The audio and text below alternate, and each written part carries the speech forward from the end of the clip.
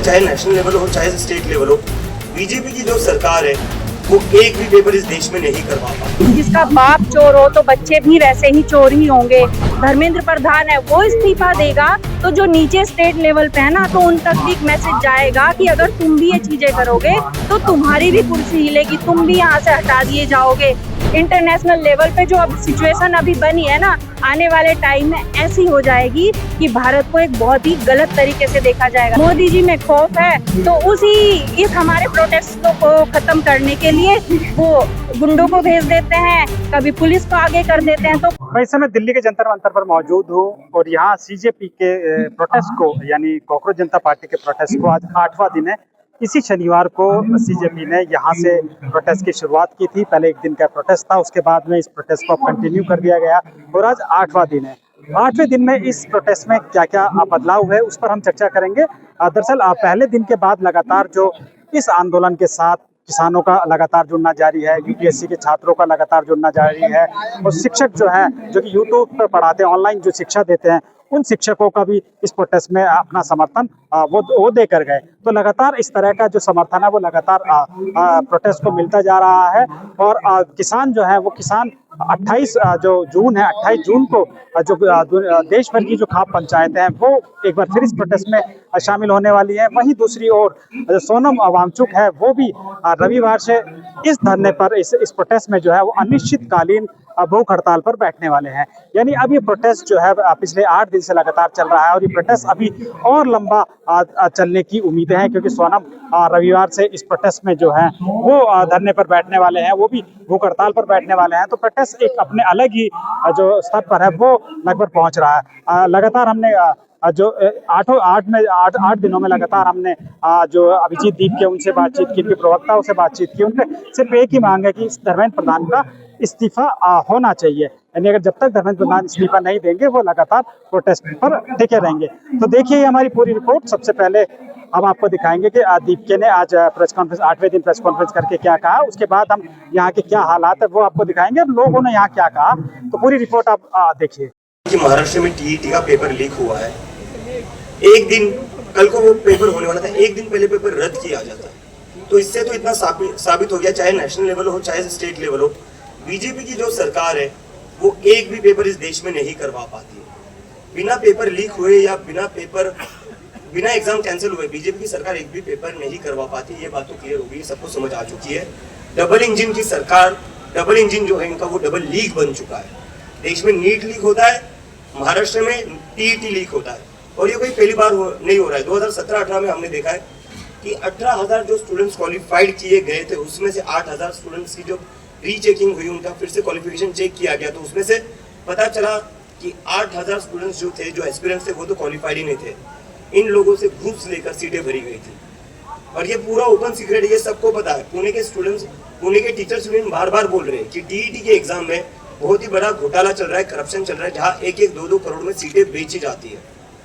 तो मैं पूरे महाराष्ट्र के युवाओं को आह्वान करना चाहता हूँ, देश के युवाओं को बताना चाहता हूँ कि बीजेपी की जो सरकार है उनको आपके फ्यूचर से कोई लेना देना नहीं है, उनको आपकी पढ़ाई से कोई लेना देना नहीं है, उनको कोई लेना देना नहीं है आपकी एग्जाम कैसी जाती है कैसी नहीं। इनको बस एक ही चीज़ से लेना देना है, कैसे ये दूसरे पार्टी के एमएलए तोड़ सकते हैं, एमपी तोड़ सकते हैं और कैसे ये बस अपनी पावर बढ़ा सकते हैं।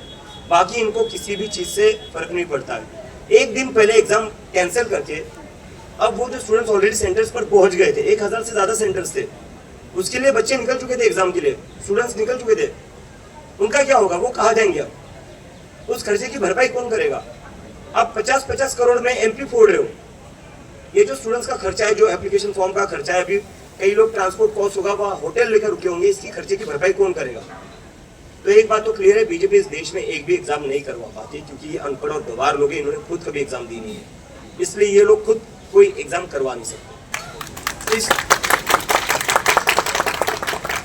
इस देश में पिछले 20 सालों में 220 पेपर फ्रॉड के केसेस हुए हैं।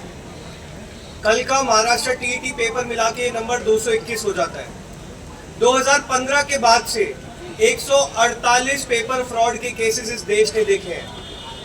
20 सालों में 10 से 12 करोड़ बच्चे प्रभावित हुए इन पेपर फ्रॉड के कारण।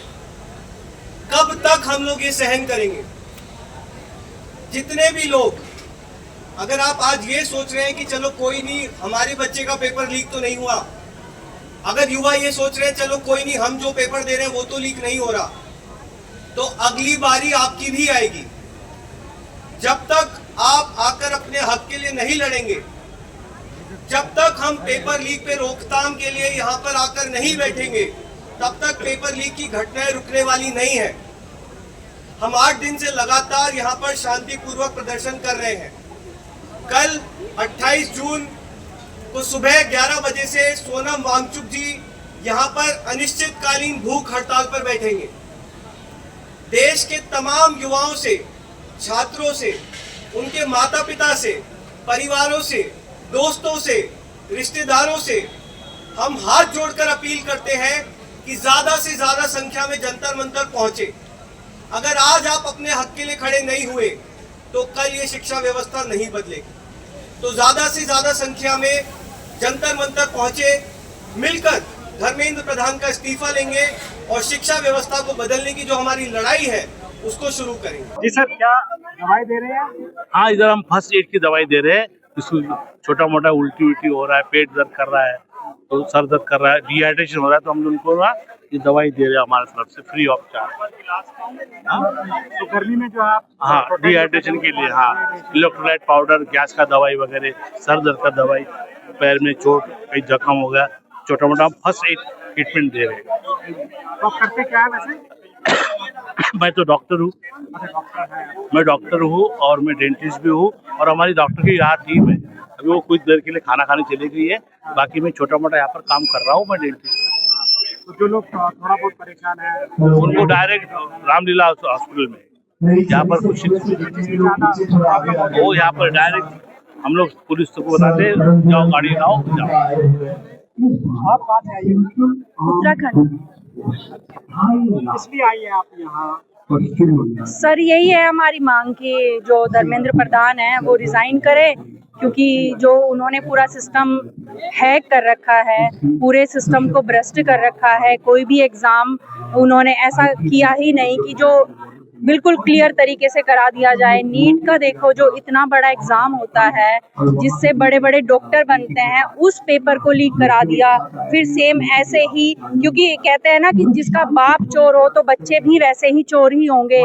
तो जब सेंटर लेवल पे ही इतनी भ्रष्टाचारी हो रही है, इतना भ्रष्ट इन्होंने एजुकेशन सिस्टम को, हेल्थ सिस्टम को कर दिया है, सेम ऐसा ही अब स्टेट लेवल पे क्या होता है, वहाँ पे भी जो छोटे छोटे मंत्री या नेता है वो भी उसको इतने गंदे तरीके से करते हैं कि जैसे मैं बताऊं, मैं उत्तराखंड से हूं, तो अभी 1 साल पहले वहां पे हमारा पटवारी लेखपाल का एग्जाम हुआ था, तो वो भी लीक करा दिया था, जिसका भी पूरा वायरल हुआ था कि 4 पेज थे उसके बाहर आए थे। तो उसको भी ये कहा था कि ये पेपर लीक नहीं है, केवल 4 ही तो पेपर बाहर आए हैं।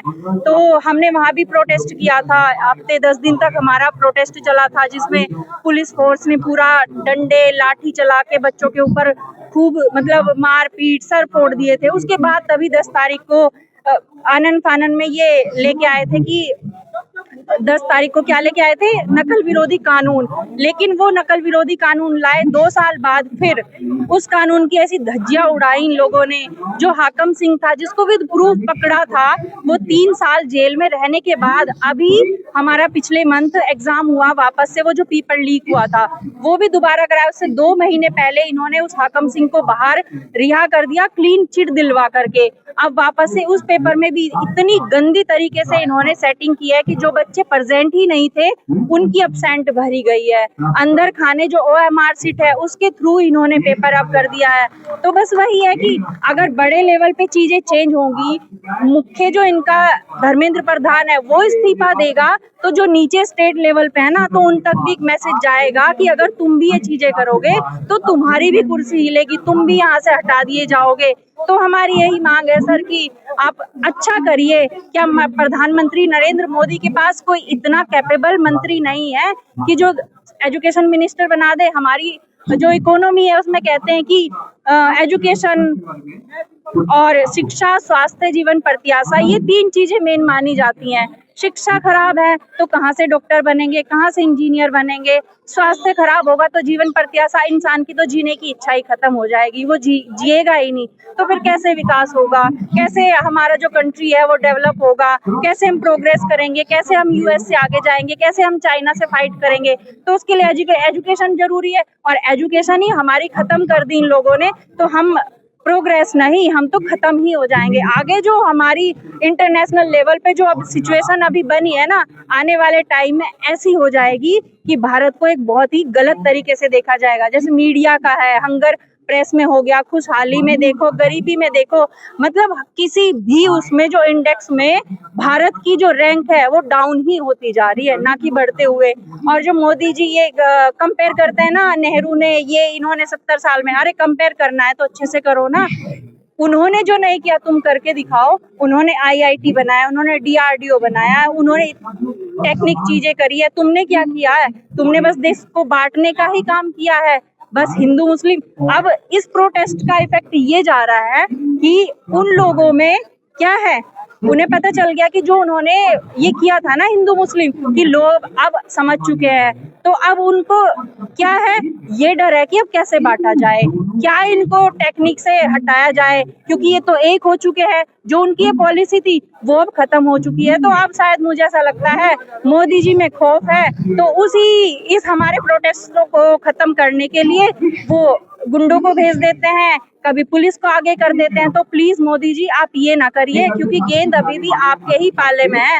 आप चाहे इसको कैसे खेल सकते हो। अगर आप हमारी आवाज सुनोगे और ये धर्मेंद्र प्रधान को हटाकर आप किसी अच्छे मिनिस्टर को ला सकते हो, तो आप ही को हम चुन लेंगे, वरना ये समझो कि 2029 में आप जाओगे ही जाओगे। अब बहुत चीजें चेंज हो चुकी है। अब एक गांव का बुजुर्ग अनपढ़ आदमी भी ये समझ चुका है कि देश में चल क्या रहा है। तो हमारी आपसे यही रिक्वेस्ट है प्लीज कि आप धर्मेंद्र प्रधान का रिजाइन तो होगा नहीं, आप उसको टर्मिनेट कीजिए, उसको हटाइए। जंतर मंतर पर सीजेपी के प्रोटेस्ट का आज 8वां दिन है। पिछले शनिवार को ही यहाँ प्रोटेस्ट शुरू किया गया था। तब से लेकर अब तक क्या बदलाव आया है इस प्रोटेस्ट में, आप देखिए कि ये जो कैनोपी है वो लगाई गई है। दरअसल गर्मी यहाँ बहुत है, और गर्मी के साथ साथ जो है वो पिछले 2 दिन पहले भी बारिश हुई थी यहाँ, उसको लेकर ये इस तरीके की कैनोपी लगाई गई है। देखिए तेज धूप में भी जो स्टेज है उसके पास जो है वो प्रदर्शनकारी डटे हुए हैं। अभिजीत दीप के जो है वो वहाँ बैठे हैं, वो जो भी प्रोटेस्ट कर रहे हैं उनसे बात कर रहे हैं। उसके साथ साथ आप ये देखिए जो भीड़ है, जो पेड़ है इसके नीचे क्योंकि छाँव है तो यहाँ लोगों की ज़्यादा भीड़ है। लगातार जो लोग हैं वो बात कर रहे हैं, अपनी बातें रख रहे हैं कि यहाँ क्यों आए और क्या है। और वहीं लगातार जो पुलिस बल है वो भी पीछे बैठा, लोग नीचे बैठकर जो है वो खाना खा रहे हैं। और ये एक बार फिर जो खाने का जो स्टॉल है वो ये जुनैद नाम के शख्स हैं, जो कि लगातार पहले दिन से इस प्रोटेस्ट पे खाना पानी ये बांट रहे हैं। आज ये देखिए दाल,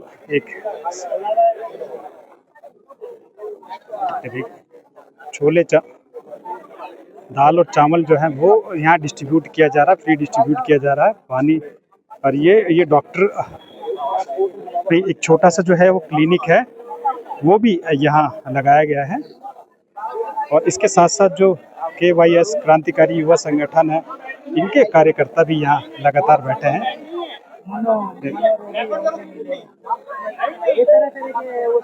तो लगातार आज 8वां दिन है, और लगातार जो प्रोटेस्ट है वो यहाँ पर अपने चरम पर चल रहा है। और संडे को, रविवार को सोनम वांगचुक जो है एक बार फिर इस प्रोटेस्ट में शामिल होने जा रहे हैं, और वो भूख हड़ताल करेंगे, ऐसा बताया गया है।